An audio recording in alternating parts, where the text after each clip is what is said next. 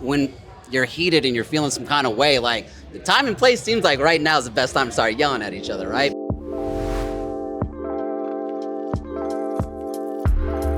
Hi, I'm Steve, licensed mental health counselor, and this is Quick Therapy. I'm here with... Nora Nova. And Oliver Starr. So, what would you guys like to talk about today? Sometimes camming gets a little weird. He had to sit on me the other day.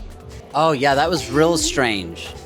The guy was really just interested in me crushing her legs, which I'm bigger than she is, so I don't really want to smash her anyway. So it was like a weird sitting on her while kind of crab walking and not actually hurting her. It's a lot of awkward acting that you don't expect to have to do. Yeah, and you just have to do a lot more checks, a lot more things go into it, especially if you're working with other people and stuff like that, because that could put stress on relationships. But we've been doing this so long, on top of being together for so long, that we kind of have it worked out pretty well. Mm-hmm. I think the easiest thing for us is that we know that no matter what we do, there's not any initial maliciousness behind anything. So Fantastic. Even if you do come into something where you do make a mistake or it affects somebody and makes somebody feel something in one way or the other, we don't beat each other up over it. We just learn from it and we move on. Fantastic. Good. I might be stressed for a minute, but we do move on. Nice. You might yell at me a little bit here and there, but I mean, it works out eventually. Little bit of yelling. So, what advice do you have in regards to communication? Like, how did you get your communication so good? If you have a hard conversation, try having it in the car because you don't have to look at each other. Okay. Yeah. That's actually really smart. Honestly, it's just when we first got together, she had a little saying that was, "We fight until it's right." And I was in the military and I had to get up very early, so we'd be up screaming at each other at 3 o'clock in the morning, just trying to figure it out. We don't go to bed upset, and we, like she said, they're hard conversations that you have to have. So you just have to get through them. That's what testing a relationship is, right? How much adversity can you overcome? And then being performers, I mean, there's a lot of new stuff that you just don't expect. Mm-hmm. I'm also bipolar and I have ADHD, so he has to repeat a lot of the stuff to me numerous times.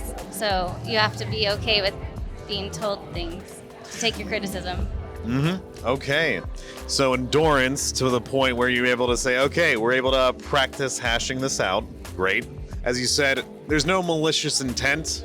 We're working with each other in a way we have to accept each other as we are. Yeah. I really like that. Good. So what advice would you give to anyone looking to do what you guys do? It's a lot more work than you think it is. A lot of people just think that it's easy. You get in front of a camera and you do a little something, but you have promotions that you have. You're basically your own small business. And if you want to be successful and you see how successful some of these people are, they do more than you. If you're wondering why people are getting more than you are, it's because they do all these extra steps. So my advice is don't get into it thinking it's easy money. Get into it thinking it's a career like everything else. Mm-hmm. And take notes from everyone because everyone else makes mistakes too. Absolutely. Take notes from everyone. Good. In regards to, as you mentioned before, the ADHD and bipolar, how has that affected anything with your work? I don't fight so much before work. Okay, good. Because I have to have a good face.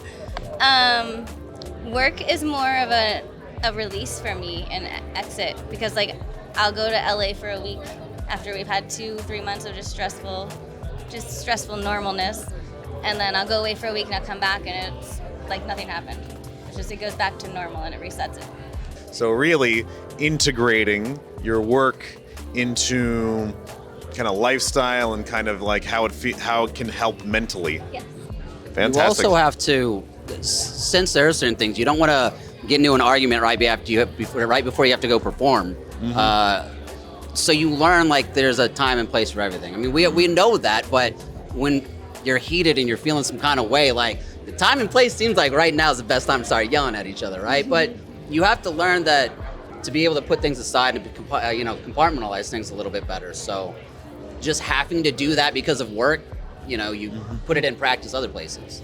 Fantastic. So Oliver, really keeping it structured. Yep. Like these are the times where we can, hash things out personally, but when we're in work mode, we're making sure we're in work mode. Right. Nice. We never try to have arguments when we have events.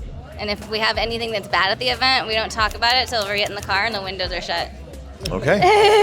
Yeah. You So have to like get to that one spot that's your safe zone. Yeah, that's usually not what between us though. It's usually something else that goes on. We're like, we'll wait to talk. We gotta go shit till talk about leave. this. okay, that's good too. But yeah, so in the car's a safe spot. We can hash things out. We're looking forward. Good stuff. Well, Nora, Oliver, this has been a great conversation. Thank you so much for having it with me. Absolutely. Thank you. My pleasure.